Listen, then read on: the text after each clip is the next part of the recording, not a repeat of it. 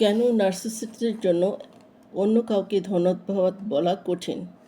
Narcissist ব্যক্তিদের মধ্যে ধন্যবাদ বলা সহজ না, কারণ তারা নিজেকে সব কিছুর যোগ্য মনে করে। তারা মনে করে যে তাদের কাউকে ধন্যবাদ বলা উচিত না। তারা সব কিছু ডিজার্ভ করে। তারা মনে করে এটা তো আমার পাওয়ার যোগ্যই, তাই তারা কৃতজ্ঞতা দেখানোর প্রয়োজন অনুভব করে না।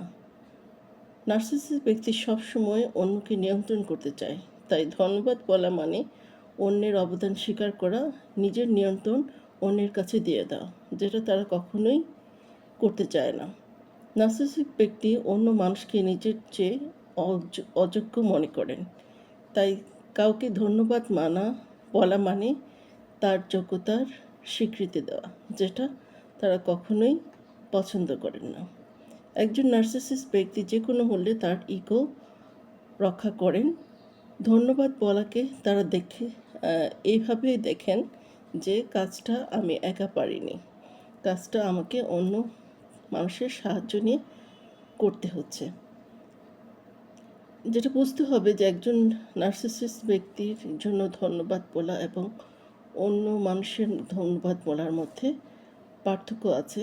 প্রায় ক্ষেত্রেই নার্সিসিস্ট ধন্যবাদ বলতে পারেন না, কারণ তারা কৃতজ্ঞতাই অনুভব করতে পারেন না তাদের এই ইগোর সমস্যার কারণে, এবং তাদের ধন্যবাদ দেওয়ার পদ্ধতিটাও অন্য যে কোনো মানুষের চেয়ে আলাদা হয়ে থাকে।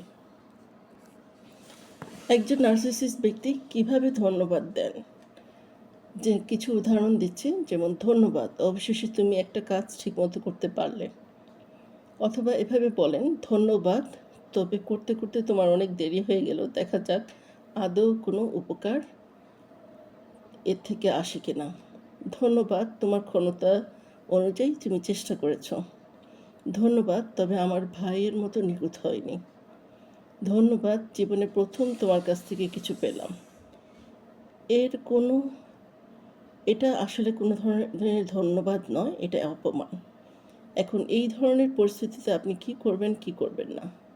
প্রথমত শান্ত থাকবেন, শান্তভাবে উত্তর দেবেন, কখনোই বিস্তারিত ব্যাখ্যা করবেন না, আপনার অনুভূতি বা আবেগ কখনোই প্রকাশ করবেন না।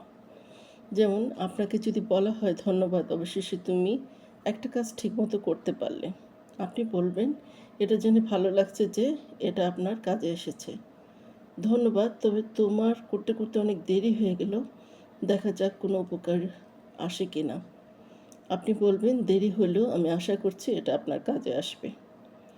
এটা মোটেও বলবেন না, আমি আমার সাধ্যমতো চেষ্টা করেছি, বা দুঃখিত আমি দেরি করেছি। আর এই ধরনের অপমান যদি আপনাকে বারবার আপনার কে করা হয়, তাহলে আপনি যেটা করবেন, মানসিকভাবে দূরত্ব সৃষ্টি করবেন এবং তাকে বলবেন, আশা করি ভবিষ্যতে তুমি সঠিক মানুষের সাহায্য পাবে। আজকে এই পর্যন্তই, ধন্যবাদ।